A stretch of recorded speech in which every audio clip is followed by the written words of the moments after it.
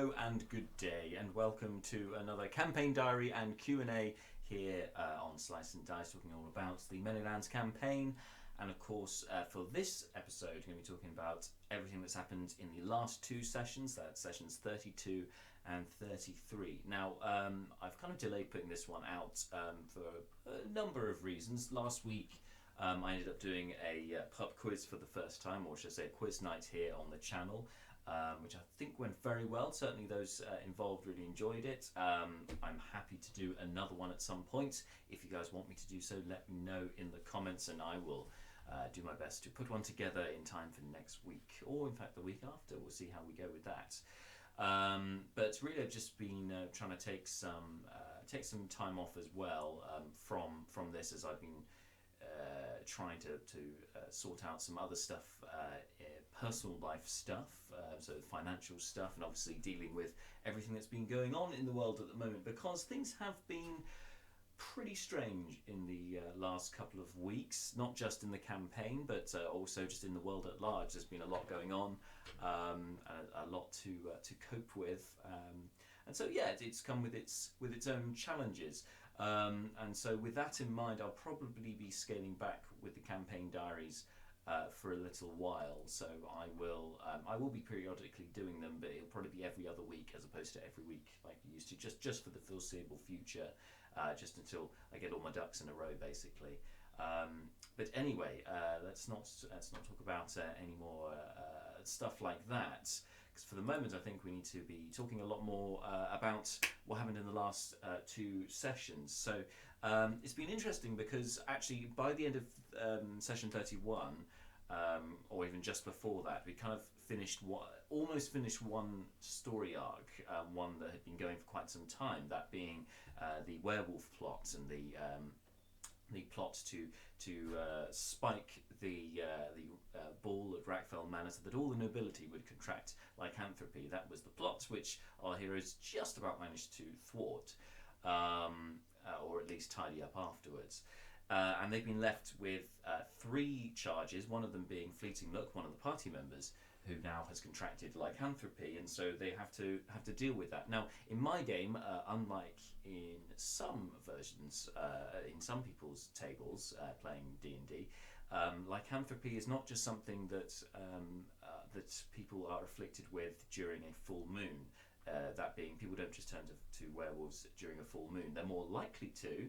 That is the time when it's most likely to happen. But in the world, the Many Lands and the planets, I should say, the worlds that, because the Many Lands is only one part of the world. The world is of this that the Many Lands is in is known as Mater, and I haven't really fleshed out more than that at the moment. But the Many Lands is one aspect of Mater, and in this world, werewolves can appear, and other lycanthropic beings, wereboars, werebears, wererats, all the rest of it, can appear anytime outside of a full moon as well. It's really down to the force of will of the individual to try and either stave off the disease or embrace it, depending on what they choose to do.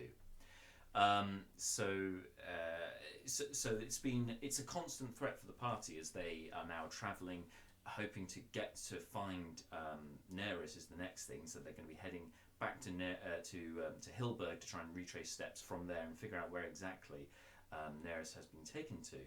And they've happened upon some better ways of tracking her down. The main lead up until now was the doppelganger, which was impersonating Neris, which they now have in their charge, and a bargain has been struck that the doppelganger will lead them to the base, provided that the doppelganger isn't slain by the party, which for our lot is probably a long time coming, as they seem to be quite gung-ho with just killing the baddies. So it's been good to kind of pull back a little bit on that. I think some more so than others. It'd be unfair to say that all of the characters just kind of revel in killing their enemies. I don't think it's quite as clear cut as that. But anyway, so that was the main thrust forward. However, in the last session, we had a nice development from Malar, who has just leveled up to level 5, and so Dan decided to use the sending spell, which is a great idea because it means that you can contact Neris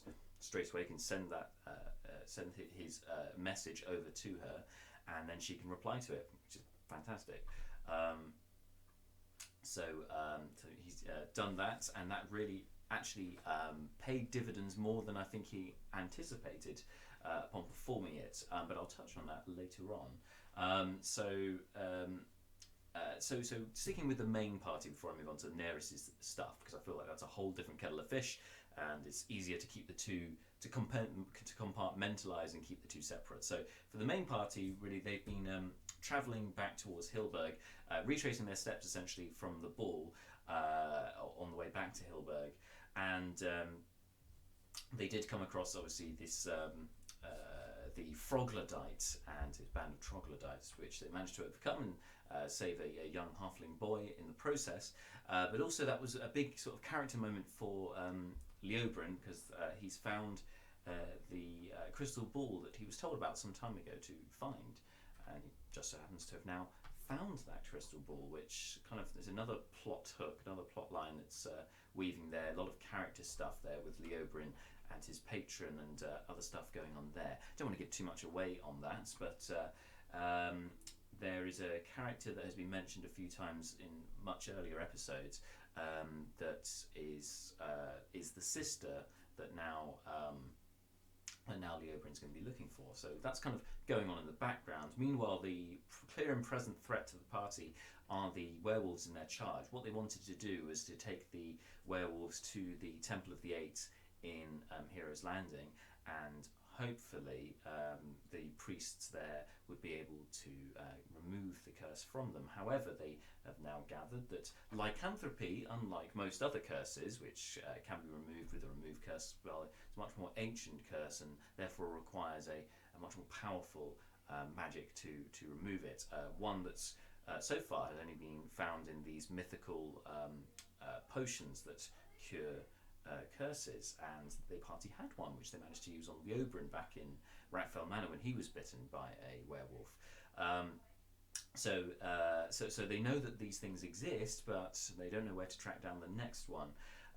So really now the only thing the temple could offer with Priestess Layla Waterweird, the only thing she could offer to the party really was to bless the three afflicted people, in the hopes that that would give them, that would hopefully stave off turning overnight, as mechanically speaking, using the bless spell would then give those characters advantage on the roll that I would make them do on the saving throw that they would have to do overnight to make sure they don't turn. Unfortunately, even with this, one of them, Captain Mandeville, did turn. Now he, before this had happened, had already tried to take his own life because he couldn't really cope and come to terms with the fact that he was now this monster. They had this monster inside of him, and that he could change and be out of control. He couldn't deal with it, so he tried to bring the final solution, as was eloquently put by Bart as Brucon, a permanent solution to a temporary problem by taking his own life. And Brucon managed to save his life and talk him out of it, which in itself was an achievement. But then, unfortunately, Captain Mandeville succumbed to the disease overnight, to the curse, overnight, and turned, and therefore it was up to him and Fleeting Look, who hadn't turned that evening, to then fight off this werewolf and get them unconscious. Unfortunately, Fleeting Look is probably the best person to be trapped with at this time, because of his magical hammer. Fair Storm is a bludgeoning weapon, and it's magical, so it's a great weapon to use. It actually works against werewolves, for one thing, and also will knock them unconscious. You could safely do that. You don't have to stab him. You could cause, obviously, some blunt force trauma. However, it's enough to knock out the werewolf without killing them outright. So that worked out well for the party.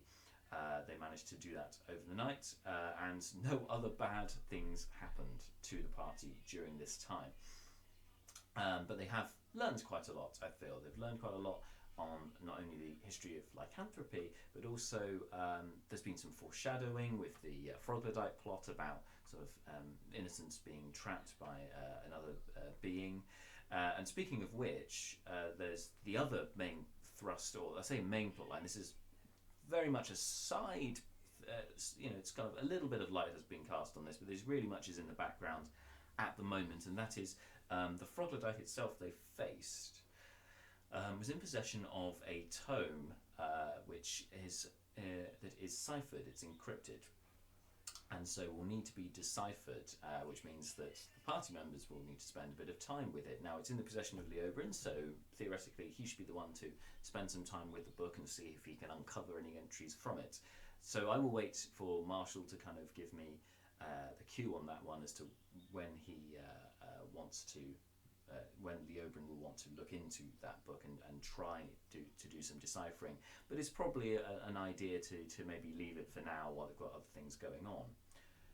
But you never know when that information could be useful. So I'll leave it to their discretion to tell me when they want to do that. But it's a nice little smoking gun, or should I say, a little MacGuffin they've got there. Something interesting that they can, a ticking clock almost. There's something there that they could do something with. But anyway, it's there, ready to go, just in the background for now. So now the party they've called on some favours to get home, but now it's that realisation they've got another day to go before they get back home, and how they logistically going to make sure that these werewolves that are now in their company, or these afflicted individuals that are with them, don't turn, but also that they don't overwhelm the party as well. They've got to make some provisions for that. So I'll be interested to see what their solutions are to this problem at this time. They have been offered one other way out, or should I say Seth has been offered one more way out, and that is by calling on a favour from an entity that has seemed to have plagued him for quite some time now, and that is the voice, the old voice that he can hear. He and only he can hear. It was something that the Rat King, way back when, also could hear, back in the Rat King's lair underneath Flaming Jack's Barn and Grill. Seth has been told to go back there and to bring his afflicted friend with him, and were he to strike a bargain with the voice to take on, essentially be a conduit for the voice, to be an agent of this entity. In exchange for that, the voice will remove the curse upon not only Fleeting Look, but also upon Seth himself, who is plagued by a cursed item. He currently can't be stealthy for very long, because as soon as an enemy targets him, the ring of alertness activates, even if he's not wearing it, as he's cursed with this alertness, so that a voice will cry out, "Alert! Alert! Danger!" So he's now stuck with that until he can get that curse removed. Now that curse is one minor curse that may well be removed with a remove curse spell, should they choose to do that. However, as of yet, that hasn't been the decision to be made. So the only offer for that so far is from the voice, that has offered to remove that curse and the curse on Fleeting Look in exchange for Seth's services. Seth is one to employ people himself, as he's made a bargain with a doppelganger, saying that he'll keep him alive if he will work for him and Seth's own employer, because Seth has been working for another person, not the voice this time, an actual existing person on the material plane. This is a man only known as the Cloaked Man in Seth's backstory, but sure to say, once this current plot has been taken care of, we'll be hearing more about the Cloaked Man and how he ties in. And speaking of things that tie in, let's not forget that Leobrin has also gotten a hold of a gilded vizard, a mask from a member of the Guild of Many Masks. Now that item there is one of a lot of interest, but again, it's not for now. It hasn't been touched on at the moment. I think one of the things as a DM and as a player is trying to pull focus and to try and get everyone moving in the same direction, and at the moment we've got that with the party wanting to go and rescue Neris. So whilst that is the main thrust at this point, it's kind of time to put these other side quests and side plots just to one side, just to let them take care of what's clear and present.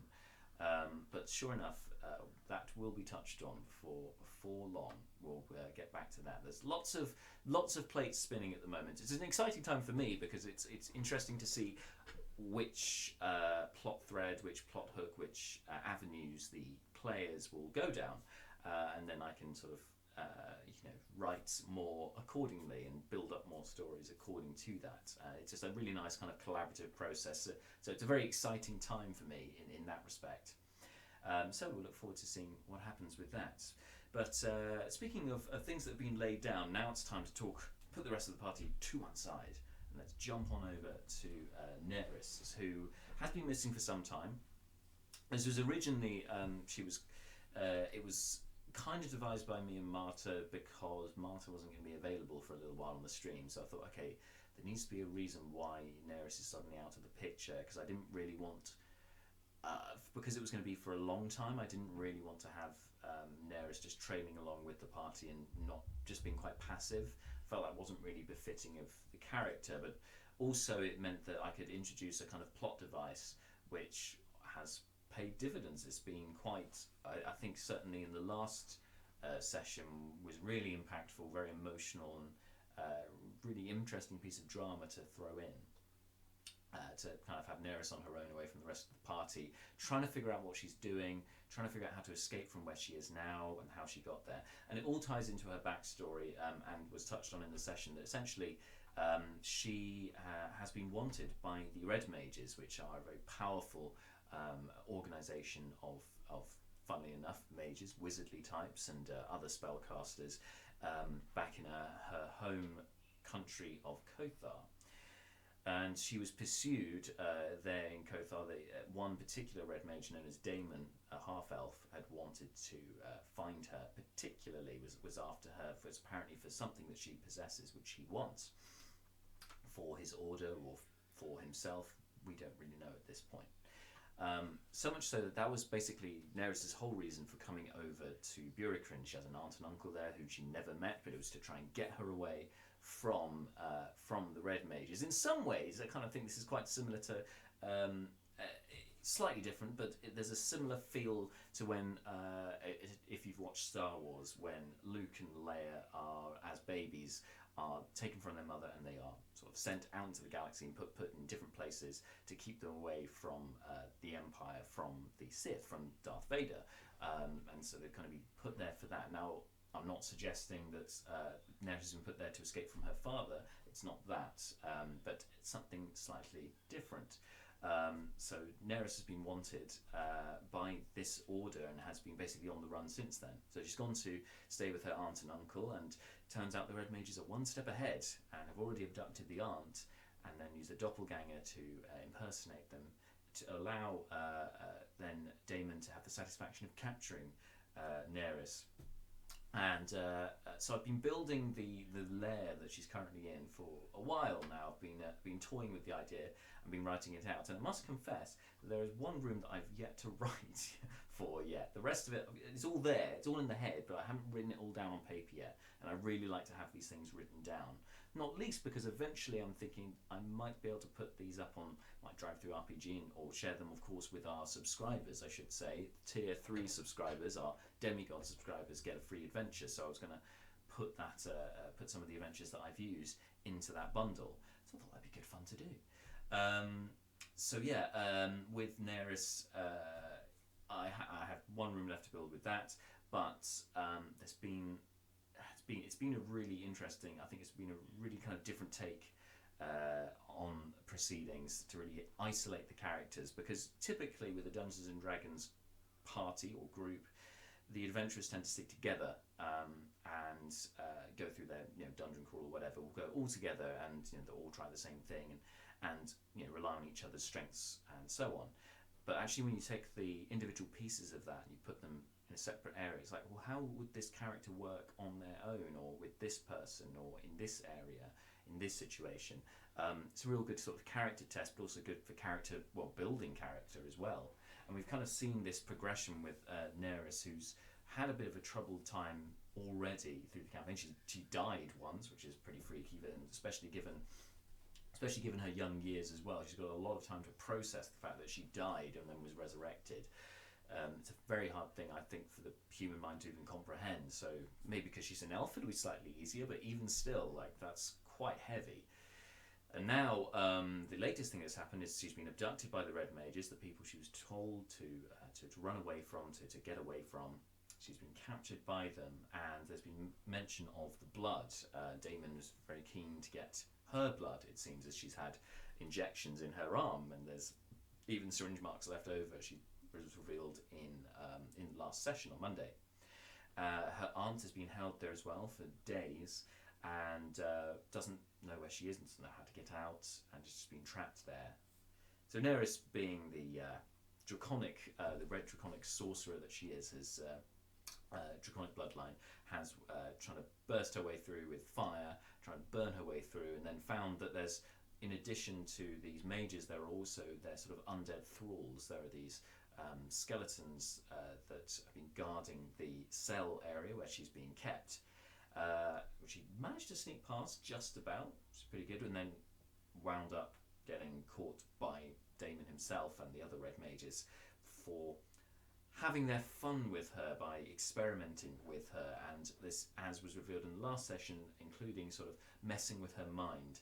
So a big hallucination she saw was basically fighting this terrible undead being, this really kind of nightmarish, ghoulish looking being, that was then causing her a lot of damage, forcing her to fight back as she tried to run away from this thing, and it was then proved that this was some kind of nightmare or hallucination, because as she ran down the corridor just kept getting longer and she wasn't getting further away, and then suddenly she was transported over to another place, and it was all quite trippy. Again, this is all kind of big character development, and she's not had an easy time of it as Nerys, but it was nice to kind of, it's been really nice to see this character development, because we've missed out on her for a while, because she hasn't been part of the campaign for a while. And then the kind of the icing on the cake, really a gift almost, because I didn't know that DK, or who plays Malar, was going to choose Sending as one of his spells after resting, because he's turned level 5, he can now use Sending. But actually, it was a genius idea, and makes complete sense, because you want to try and track down where your friend is. So you don't know where they are, you know who they are though, cast the Sending spell. Perfect.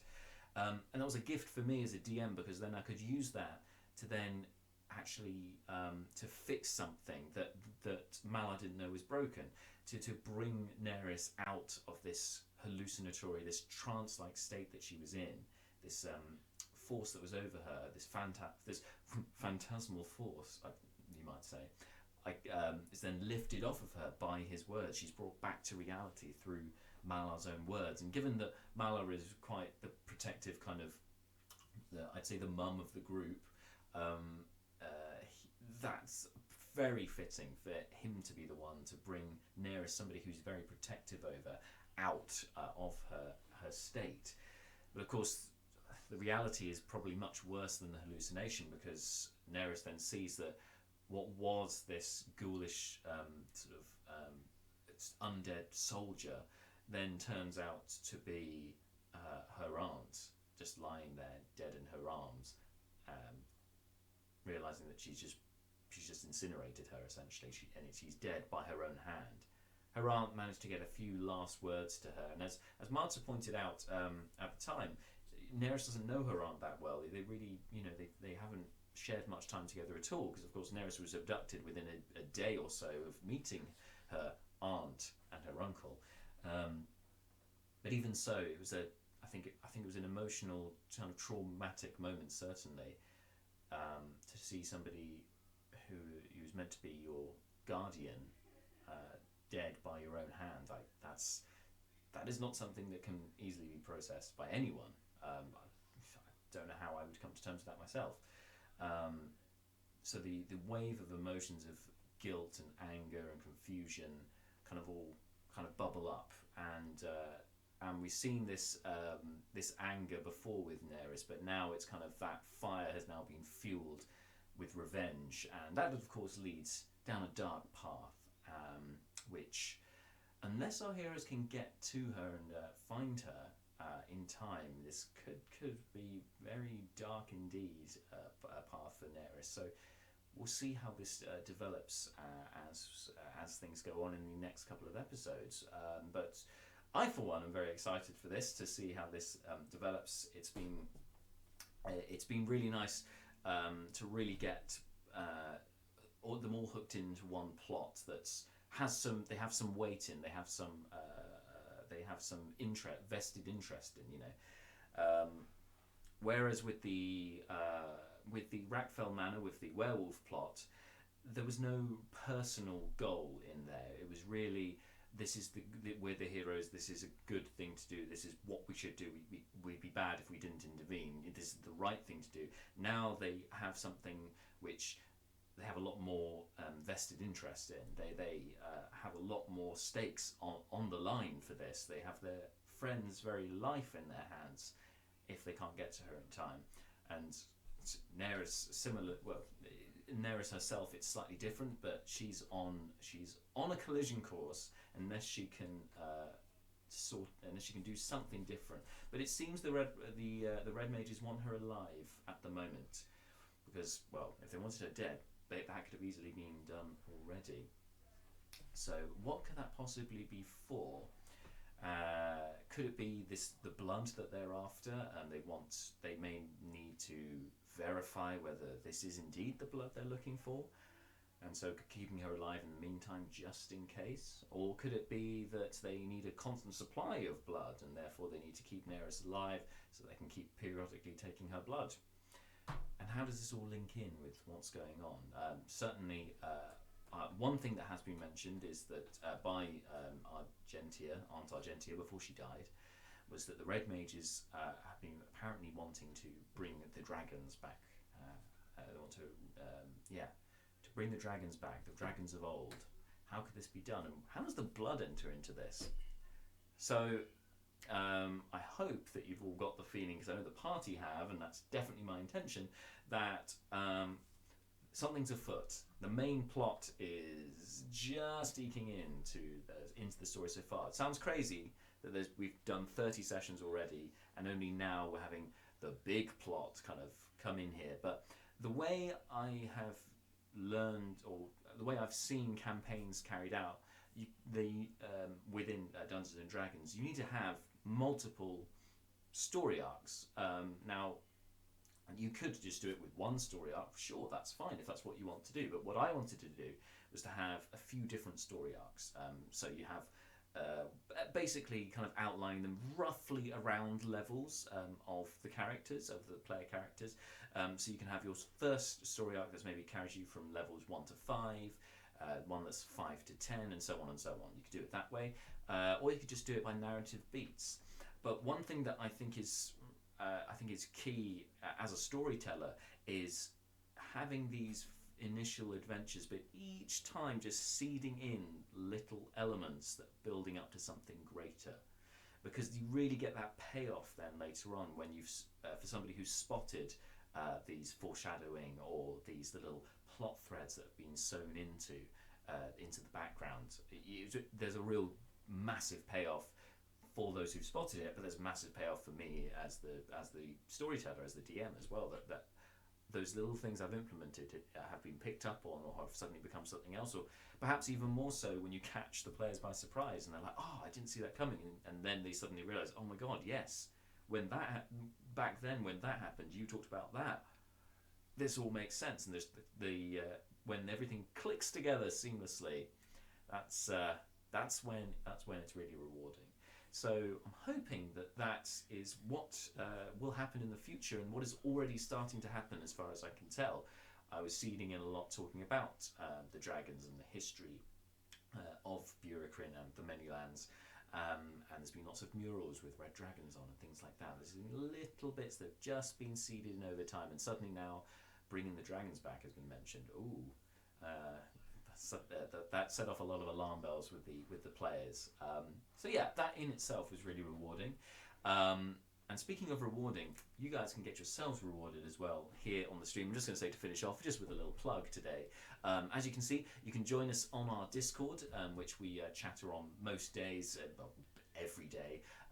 We share lots of great memes. We talk about things in the campaign. Also talk about other things that we're doing and other streams and things like that. You can get involved with. But if you like what you see and you like D&D, you should come and join us on our Discord. Just use that link right there.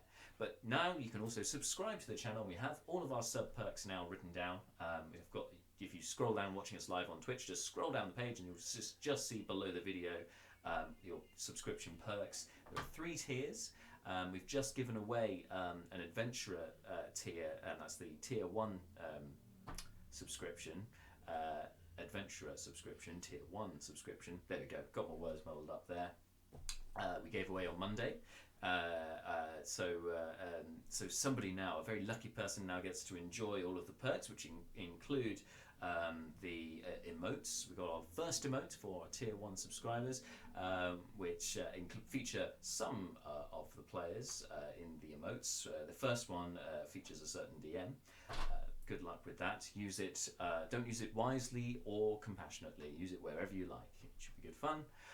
Equally, also get loyalty badges for being a loyal subscriber of the channel, and those progress for the longer that you're subscribed to the channel, the better badge you get. And in addition, we've got other benefits as well. You can find all the details on our Twitch page. And as I said, with tier 2, tier 3, you get even cooler stuff. So, for instance, as I said earlier, with tier 3, you get your own adventure bundle. At tier 2, you get your own PDF copy of the map that you can see just behind the screen here, just in the background. You get a PDF copy of that entire map of the Menlands for you to do with as you please. So you could maybe make a massive poster and put it on your wall like I did, or you might want to use it as your desktop background, or whatever you want to use it for. It's there for you, and that's for our tier 2. That's our adventurer, demigod, hero subscription. There we go. So lots of great stuff, and I'm always open to more options as well. Also open to your feedback on how we've been doing, because obviously the last couple of sessions we've had a few technical changes due to the current situation. We didn't want to stop the campaign just because we can't be in the same room anymore. Why would we? So we've been doing it over webcams, over Discord, and that's been shared on the channel at the moment. And we've had a couple of little technical things, for instance, being able to hear the players outside of during the intro and midway points, which is completely, that shouldn't happen, but it did. So we're muddling our way through and we're learning as we go, but all in all, just trying to deliver as great a session, a greater stream to you as we can. So if you guys watching have any feedback in regards to what we're doing, or any technical advice on how we can improve things, always welcome. Anyway, I look forward to hearing from you. We'll be back on Monday here on the channel from 6 PM to continue the sessions. That's with session 34, I want to say. We should stop counting now, really. But anyway, come join us on Monday at 6 PM to continue the adventure and see if our party can catch up with their lost comrades. Until next time, guys, stay safe and have a great weekend.